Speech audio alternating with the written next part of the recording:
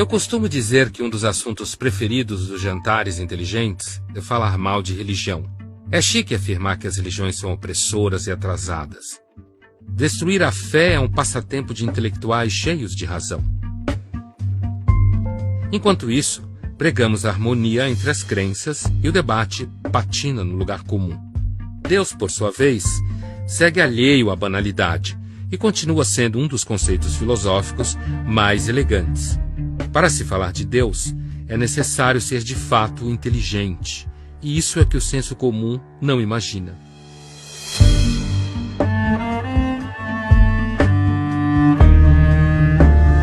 Eu me chamo Ítalo Fazanella, sou pai de 6 filhos, casado há 23 anos, e sou fundador de uma comunidade católica. Bom, meu nome é Ed René Kivitz, sou pastor de uma igreja batista, tradição reformada, histórica. Minha graduação é de teologia, fiz mestrado em ciências da religião. Tenho 2 nomes.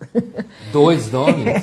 Eu tenho um nome de batismo, que é Libertar, família espanhola, e tem um nome que eu recebi num asilo lá na Índia, de um mestre Osho, que é Bhavya. É Ma Dhyan Bhavya. Ma quer dizer senhora de si, Dhyan quer dizer meditação, e Bhavya é potencialidade. Então, meu caminho seria desenvolvimento da potencialidade pela meditação. Meu nome é Jaime, eu tenho 46 anos, sou casado, sou pai de 2 filhos, trabalho com informática, sou gerente de TI. Em termos religiosos, eu não tenho nada. Você é ateu? Eu sou ateu. Sempre foi? Não, foi um processo de crescimento. Falar de religião é sempre caminhar entre a fé e a razão. Deus talvez esteja pouco ligando para as nossas interrogações. Isto se Deus existir, é claro. Tem uma história legal dos rabinos, né? Os rabinos ficaram a noite toda discutindo se Deus existe, se Deus não existe, e concluíram que Deus não existia. Aí, pela manhã, um acordou, procurou pelo outro na casa, não achou, encontrou lá fora no jardim. Falou, o que você está fazendo, rapaz? Estou fazendo a minha liturgia. Falei, mas nós concluímos que Deus não existe. Eu falei, o que Deus tem a ver com isso? O Nelson Rodrigues, aquele dramaturgo, costumava dizer que quando você tira a imortalidade, a gente cai de 4. Quer dizer, então a gente é só bicho. Um bicho metido a besta. Tipo, uma abelha mais complexa. Assim. Uma abelha que fez Harvard. Então a gente tá, tipo, aqui fazendo um mel chique. É um mel shake. Teve um cursozinho de férias que eu devo ter feito com 5 ou 6 anos. Comecei a ler a Bíblia e algumas coisas não faziam sentido. Logo no Gênesis, assim, falei, eu não estou entendendo isso aqui. Onde veio a mulher de Caim? E de onde veio o resto das pessoas? Né? Foi a primeira pergunta que eu fiz pro pastor. O que ele te falou? Isso é um mistério de Deus. Deixa o saco, menino. Isso é um mistério de o Deus. mistério de Deus. O ateísmo se agarra às coisas concretas. No seu mundo, não há espaço para abstração, nem vontade de penetrar no mistério. Entre Abraão e Darwin. Darwin, sempre Darwin. Você acha que é melhor ser ateu? Eu acho que é Você melhor acha que é ser melhor? ateu. Você acha que quem é religioso, do teu ponto de vista, está embarcando num bonde errado? Toda religião é válida? Para o Jaime parece que nenhuma delas vale coisa nenhuma. Toda religião está certa? Talvez não seja a diga aí. questão do certo ou do errado. Se eu partir do ponto de vista da família humana, todos somos seres semelhantes.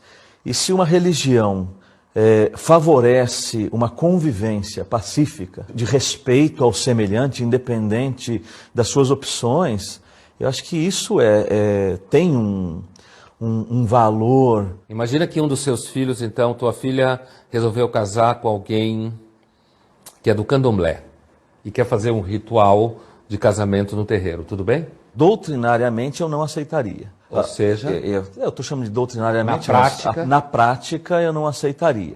Mas não significa que há uma falta de respeito ao culto e, sobretudo, às pessoas. Mas não acaba sendo um respeito meio vazio esse? Aparentemente sim, mas eu penso que é possível uma existência pacífica, porque eu venho... Então, pacífica sim, contanto que um mora na Zona Leste e outro na Zona Não, mas Oeste. eu venho de uma família espírita. Mas você não ia gostar que, de repente, tua filha case numa sinagoga ou num terreiro? Sim, pessoalmente eu não gostaria. Toda religião é válida, mas ela é válida até o momento em que ela não interfira no meu cotidiano.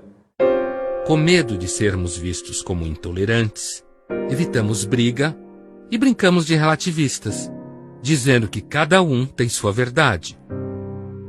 Mas diante de problemas concretos, os conflitos logo aparecem. A última vez que eu me vi nessa situação, tomei um pau lascado, que eu falei que não era, que eu achava que tinha religião que fazia mal, experiência religiosa que fazia mal. Existe uma contradição entre as religiões. Se você faz uma opção por A, você não pode tolerar o B. Eu estava na Bahia num congresso de diálogo interreligioso. Eu não consigo entender como que um padre reza uma missa e coloca o pai de santo dentro do altar e lava a escadaria da igreja do Bonfim com as entidades e Jesus no meio. Para mim isso é uma confusão lascada.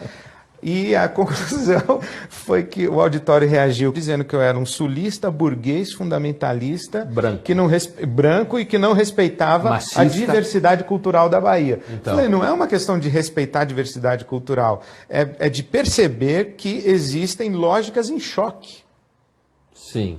Eu não tenho dificuldade nenhuma de dizer que há experiências religiosas que são nefastas. Então, Ed, você está dizendo que não dá para se ter um convívio sempre pacífico entre as religiões? Não dá. Vai entrar em choque, não é possível dizer assim, ah, legal, é o que você estava falando. Eu respeito, mas eu não respeito. Eu tolero. Eu acho que você está equivocado, às vezes, mais do que equivocado, eu acho que você é um idiota, mas porque nós somos civilizados, nós vamos repartir o pão. Por termos caracteristicamente diferentes, precisamos de coisas diferentes. É a importância de cada religião, inclusive, porque eu acho que responde a tipos, eles dão caminhos, dão regras, que para cada um... Quando eu conheci, por exemplo, o Osho, que não é religião, para ele deve estar assim, não me coloque como religião, né? Não é religião. O que é, então? Não, ele é um pensador que propõe a meditação como autoconhecimento, e a partir do momento em que eu me conheço melhor, eu me equilibro mais, eu expando isso para quem está junto e vamos com isso aumentando. Da dificuldade de enfrentar os conflitos inevitáveis entre as crenças, brota uma espécie de religião autossustentável. Bávia, como que a gente faz para falar com Deus? Eu não consigo muito, mentira, eu não consigo nada ver esse Deus, uma coisa fora, como uma entidade. Então você é ateia também? Jaime, tem uma parceira aí. Então vamos lá, o que é que define ser ateia? A negação da existência de Deus ou de qualquer Deus, deuses. Ele é ateu, ele só acredita na matéria, suponho. Né? Não, eu não. Ah, tá. Eu não. Isso, vamos marcar a diferença. Então, né? vamos marcar a diferença, porque tem outras forças em que eu acredito. Você é uma animista? No sentido que você acredita que existe uma espécie de alma do mundo que move tudo? Mas não é uma pessoa não essa é uma alma. Pessoa, né? É o que, assim? É uma... Energia. Uma energia. Uma energia. Uma energia. É muito um caminho, assim, interno mesmo. De procurar toda essa sabedoria, toda essa maestria dentro de mim. O que a gente conhece quando se conhece? Conheço meus instintos, minhas aspirações. Conhece. E até muitas vezes você começa a perceber de onde você está agindo. Você está agindo da raiva, você está agindo da vingança. No momento que você conhece esses mecanismos, você consegue respirar e poder enxergar outras possibilidades. Você vai me falar, é muito mental? É uma coisa mental. Não é meio desumanizador essa coisa de não querer ter raiva?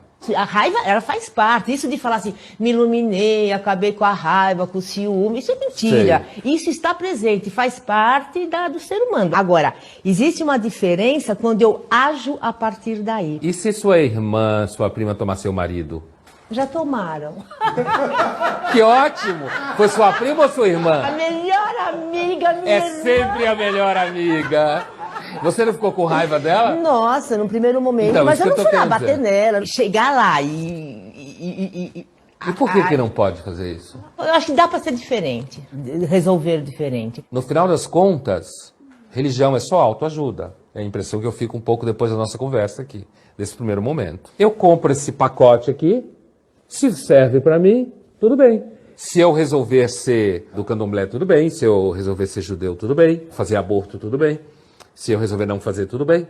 Entende o que eu estou dizendo? Uhum. Nesse afã de todo mundo se entender bem e se amar e conviver, acaba sendo uma espécie de autoajuda. A religião se encontra em xeque. Não há como todos estarmos certos em nossas escolhas. Ou só um está certo, ou todos estão errados.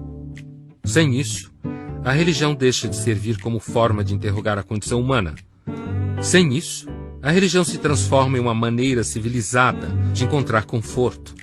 Jesus, Buda ou Dalai Lama se tornam consultores de sucesso existencial. Sob um certo ponto de vista, todo mundo é ateu com a religião Do outro. alheia, né? A única diferença de mim é que eu adiciono um a mais. Ou você diria pra mim, a diferença entre nós dois é que eu sou ateu de um Deus a mais. Deus a mais. O seu.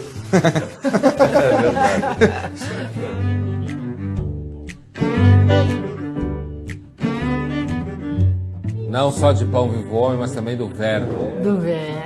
Vou brindar com o suco, porque eu não bebo nada de álcool, nada. Bom, a gente se perdoa. Você, Ítalo, que experiência religiosa é essa que você teve? O que aconteceu? Você viu um milagre?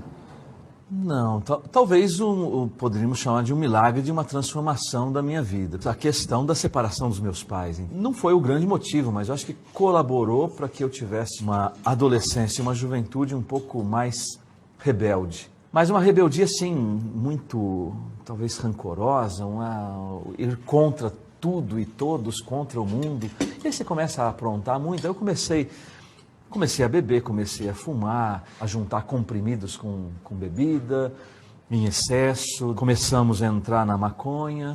Eu sempre acreditei em Deus, mas Deus, um Deus longe, distante. Mas algo começou a mexer dentro de mim e começou a me dar alguns outros critérios na vida, né? Aquilo que eu vivia, alguns valores, começaram a perder sentido. Você é um Lázaro? Em que sentido? Estava morto e ressuscitou? Sim, nesse sentido, com certeza. Eu me senti assim, uma vida nova. Eu sou a ressurreição e a vida. O que crê em mim, ainda que esteja morto, viverá. Assim disse Jesus a Maria, antes de ressuscitar Lázaro, morto há 4 dias. Na fé cristã, somos todos Lázaros. Outra passagem bíblica que trata do renascimento para uma nova vida acontece quando Paulo está a caminho de Damasco. Ao cair de seu cavalo, Paulo recebe a visita de Jesus e se torna cristão. Ed, você acha que falta o Jaime pegar o caminho de Damasco? Não, acho que falta o caminho de Damasco pegar ele. A discussão racional a respeito da fé é uma perfumaria. É uma distração e é uma evidência de busca. Eu vejo isso em mim, eu discuto muito racionalmente a minha fé, eu convivo com muita dúvida, mas as minhas dúvidas não me impedem de crer. Eu tenho tudo para ser ateu, mas eu não consigo ser. Eu reparei. Eu reparei. Muitos elementos. Eu falei para você que as mesmas angústias que você tem, eu tenho, mas não me impedem de crer. Então eu acho que a experiência espiritual, ela acontece. Mesmo quem nega a Deus convive com ele o tempo inteiro, nem que seja para negá-lo. Na hora de compartilhar o pão aparece uma questão fundamental. Dizer que é Deus quem escolhe os que creem significa dizer que os ateus não são escolhidos. São os ateus que não acreditam em Deus? Ou Deus que não acredita nos ateus? Os seres humanos creem em alguma forma de sobrenatural. Desde a pré-história a gente tem índices disso. Você acha que esses caras estão tudo viajando na maionese? Eu acho. Alguma tribo que não teve contato com a civilização, no meio do Quênia, vê passar o avião e procura uma explicação dentro do conjunto de crenças dele. O que falta a eles? Falta o conhecimento. Então ele procura encaixar aquilo que ele viu dentro do pequeno universo dele. Então você prega o ateísmo. Você prega o ateísmo no sentido de que fé é falta de conhecimento. Sim. Nos jantares inteligentes, a religião é ilusão e Deus está morto. Religião não define caráter. Mas define QI? Não define QI também. Não define QI. Você não se torna automaticamente burro por acreditar no grande pão de mel cósmico que vive na nebulosa do cavalo. Pão de mel? Aí você exagerou. Porque eu adoro pão de mel. Mas aí você É exagerou. uma religião que eu pretendo fundar, o grande pão de mel cósmico. Nos jantares inteligentes não se crê em Deus, mas na nutricionista. O ateísmo ataca Deus, mas seu novo oráculo é a ciência. Bem que o filósofo Nietzsche avisou que a próxima parada seria a fé na ciência. O que você acha desse argumento do pão de mel cósmico como absurdo da religião? É um exagero, né? Você falou brincando. Dizem que religião não se discute. Talvez essa seja uma maneira de evitar os impasses que surgem quando se fala de religião. Imagina que tua filha resolveu casar com alguém que é do candomblé. Na prática, eu não aceitaria. Não é uma questão de respeitar a diversidade cultural, é de perceber que existem lógicas em choque. Diante do problema, algumas soluções parecem as mais simples. Uma delas é associar religião à ignorância. O que falta? Falta o conhecimento. Fé é falta de conhecimento. Sim. Outra maneira de fugir do conflito é investir na espiritualidade, essa espécie de religião autossustentável, que nos protege da angústia e ao mesmo tempo das críticas, onde todos são aceitos, onde todo mundo é bonitinho. É o que, assim, é uma... Energia. Uma energia. Como uma energia. Uma energia. Deus é uma das maiores preocupações humanas. Por isso a filosofia faz perguntas sobre a religião. No século XVII, por exemplo, um filósofo muito famoso chamado Blaise Pascal, matemático, ele fez um argumento onde você tem um católico, então crente, argumentando com um libertino, como se falava na época, que é um descrente, em que ele tenta provar, então, para o descrente, no primeiro momento, que é racional apostar na existência de Deus. Se você investe na existência de Deus e você morre, e Deus não existe, morreu, acabou. Se você investe na ideia que Deus existe, e chega lá, Deus existe, então você investiu um pouco e ganhou a eternidade. Se você investiu na ideia que Deus não existe e não viveu segundo a vontade de Deus, morreu, chegou lá, topou com Deus, ele falou, agora você vai pagar o que você fez. Na realidade, o nome desse fragmento na obra do Pascal é infinito nada. Toda vez que você aposta contra o infinito, você perde. Né? Tem um detalhe que em geral escapa na famosa aposta de Pascal. O libertino concorda com o filósofo que, do ponto de vista de uma aposta, é melhor acreditar em Deus. Mas ainda assim ele não consegue ter fé. Pascal então responde, não é a razão que leva a Deus, mas é Deus quem escolhe os que vão conhecê-lo. O caminho de Damasco talvez não seja para todos. Há pouco o Jaime fez uma comparação entre igrejas, crenças e, por exemplo, a religião do pão de mel cósmico. Isso, o grande pão de mel cósmico. O que você acha desse argumento do pão de mel cósmico como absurdo da religião? Eu acho que ele não é um absurdo da religião, eu acho que ele é um absurdo da condição humana. A ciência também já acreditou em pão de mel cósmico. Né? Então a ciência mudou de ideia, não só a igreja mudou de ideia, a ciência muda de ideia. Por definição, a ciência tem que mudar de ideia. Se ciência é a descoberta da realidade, decifrar a realidade, então ela vai mudar de ideia. Então quando ela muda de ideia, a gente vai dizer, pô, aquilo que ela deixou para trás é pão de mel cósmico. Então eu acho que a condição humana é passível de acreditar em qualquer coisa, inclusive pão de mel cósmico. Mas daí a comparar a crença em Deus na crença no pão de mel cósmico é um exagero, né? Você falou brincando. Me fala mais sobre isso. Porque assim, você pegar, se você pega a crença em Deus, você tem civilizações construídas a partir da crença em Deus. Você tem processos históricos, você tem argumentos plausíveis tanto quanto. Às vezes também eu acho que a discussão Deus existe ou Deus não existe, voltando à história dos rabinos lá de manhã, acaba sendo uma discussão para ver quem tem o melhor argumento ou quem é mais inteligente, mas não afeta a realidade de Deus, entende? A condição humana vai acreditar em qualquer coisa, inclusive na ciência. Falar de religião para além do senso comum envolve riscos. Podemos descobrir que, em situações concretas, o convívio entre as crenças não passa de uma farsa. Quando se discute Deus com palavras de ordem e frases feitas, perdemos de vista a tradição que as grandes religiões carregam. Por outro lado, se Deus é pão de mel, não há o que debater. O ateísmo militante revela sua face pueril. A religião pode se tornar o conforto, uma espécie de muleta para viver. A religião pode tornar a vida mais difícil pelo temor do pecado, pela culpa e a perspectiva do inferno. A religião não torna a vida mais fácil. Ela a torna mais misteriosa e dramática. Crer ou não crer? Jaime, depois dessa nossa conversa hoje, você sai mais ateu do que entrou aqui? Reforçou a sua hipótese de que as religiões são, na realidade, crenças sem substância? Reforça. Tudo que a gente debateu, tudo que me fez pensar mais, só mostra que potencialmente eu estou no caminho certo. Você acha que ser ateu é mais fácil? Eu acho que sim. Porque nós que seguimos uma religião, apesar de com toda a liberdade que a gente segue, mas existe uma pressão moral para a gente se manter dentro de uma linha, dentro de uma ética, e que nem sempre é fácil, né?